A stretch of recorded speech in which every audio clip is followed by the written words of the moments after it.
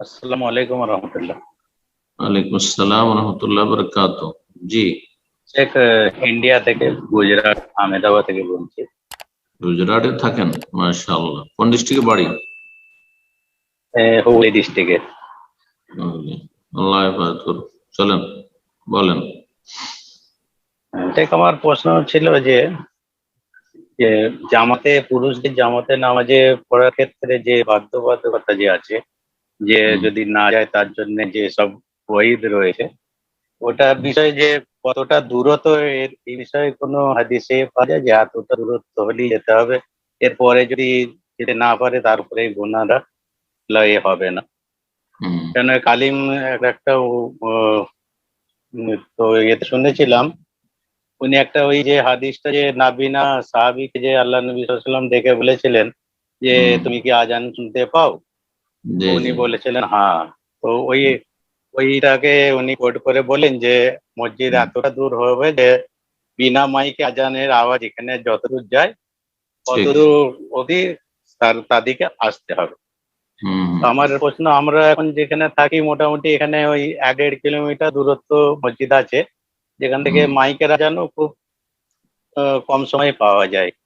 তো ওই জায়গায় যদি আমরা না যেতে পারি বা যাই ইচ্ছাকৃত ভাবে, এক তো দেড় গুনাহগার কিলোমিটার হবো? যদি হয়, শোনেন, 1-1.5 কিলোমিটার দূরে যদি মসজিদ হয়, তো সাধারণত বিনা মাইকের আওয়াজ মোটেই শোনা যাবে না। যখন শোনা যাবে না, তো জামাতে আসা আবশ্যক না। আপনারা তবে জামাত করার জন্য এই ক্ষেত্রে জামাত এর গুরুত্ব রয়েছে।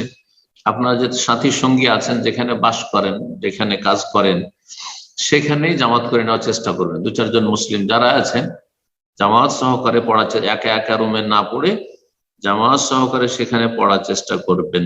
আর মাইকে কত কিলোমিটার যাচ্ছে, এটা কোনো দলিল নাই। মাইক তো আজকে হইলো, তার মাইক কোনো শরীয়তি বিষয় না, এটা তো একটা মাধ্যম মাত্র। সুতরাং মাইকের আজান শুনলে আমাকে মসজিদে যেতে হবে না, মোটেই যেতে হবে যদি দূরে হয়। যদি বিনা মাইকে আজান দেয় আর সে আজান শুনতে পাচ্ছেন, অথবা ধরেন 10 মিনিটের ডিস্টেন্স আছে, 10 মিনিট পর্যন্ত মানুষ যেতে পারে, কিন্তু ধরেন যেতে 20 মিনিট লাগবে, এটা আধা ঘন্টা লাগবে, তাহলে মোটেই জামাত ওই ওই মসজিদে জামাতে যাওয়া আবশ্যক না। মোটেই যারা জামাতে যাওয়া অজেব বলেছেন সেই ক্ষেত্রে আবশ্যক না।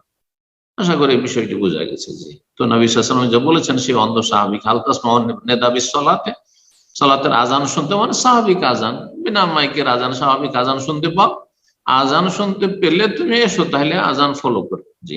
তারপরে অন্ধ ব্যক্তির উপর অজেব নাই, নবী সাল্লাল্লাহু আলাইহি ওয়াসাল্লাম উত্তমটা বলেছেন তাকে। যেহেতু সে পূর্ণ নেকির আশা রাখে, যখন 27 গুণ নেকি চাও, 25 গুণ নেকি চাও, তাহলে তুমি মসজিদে আসার চেষ্টা করো। না হলে অন্ধ ব্যক্তি যদি বাসার কাছেও মসজিদ থাকে আর তাকে নিয়ে যাওয়ার কেউ না থাকে, তাহলে তারপরে জামাত ফরজ নেই, জামাত তার প্রয়োজন নেই, সে বাড়িতেই পড়বে, মাযুর সে। জি। জাযাকুমুল্লাহ।